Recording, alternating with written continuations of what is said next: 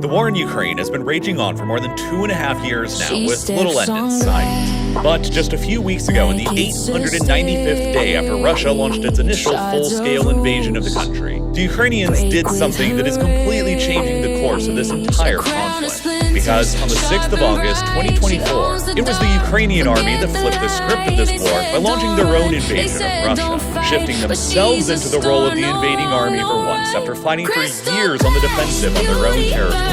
Early that morning, after weeks to months of quietly preparing and concentrating their forces, the Ukrainian army began crossing the border from Ukraine's Sumy province into Russia's Kursk province, in a major surprise attack that, as up to this video's writing, met little resistance. Since then, as many as 15,000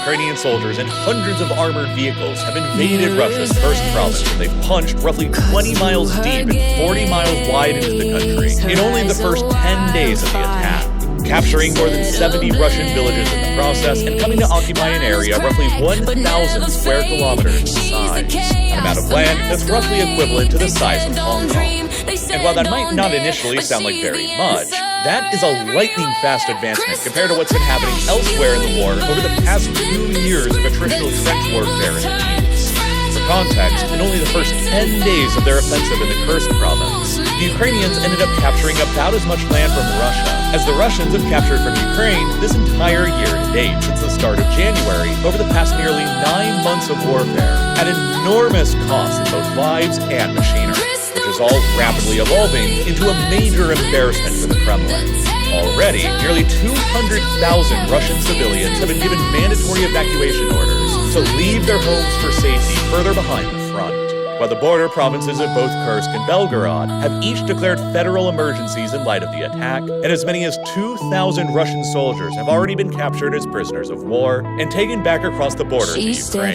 This major Ukrainian attack into Kursk is very historically significant for many reasons, but to only name a few, it is the biggest armed invasion of foreign troops into Russia since the Second World War, while it is also the first time in history that a nuclear weapons-armed state has suffered a major hostile invasion of its sovereign territory, which is testing the very limits of what we understand about escalation in modern 21st century warfare. So, what are Ukraine's goals and objectives with launching this unprecedented surprise attack into Russia? What does Ukraine hope to achieve by invading and occupying Russian territory? How did Russia's intelligence agencies fail to predict this attack, and how did Russia's army fail to adequately prepare for it? And how is this whole series of events becoming one of the most significant turning points in the biggest war seen in Europe since 1945?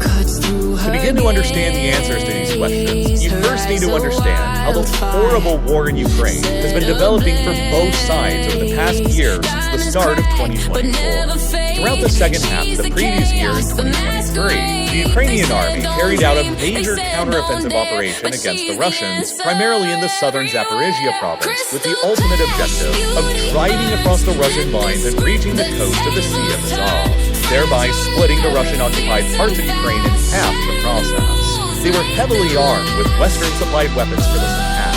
but as the Russians were anticipating a Ukrainian attack in this direction, they smashed themselves against very heavily fortified Russian positions in the area and ultimately failed to make very much ground and likely suffered enormous casualties in the process. The New York Times reported that as much as 20% of the weapons and vehicles the Ukrainians submitted to the 2023 counteroffensive were destroyed in it, while the Russian Ministry of Defense claimed that the Ukrainians suffered more than 90,000 casualties during the whole campaign. Although, those numbers are heavily disputed, and Western sources like the Institute for the Study of War consider those losses to be implausibly high. Regardless, Ukraine failed to meet any of its objectives during the 2023 counteroffensive, and they burned through a huge amount of resources and manpower even trying, which forced them to shift back to the defensive for 2024 and fight against the Russians in a brutal, attritional style of warfare instead. Since then, throughout 2024, Ukraine has struggled deeply with both chronic manpower and equipment shortages. After 2.5 years of horrific trench warfare that has likely resulted in a minimum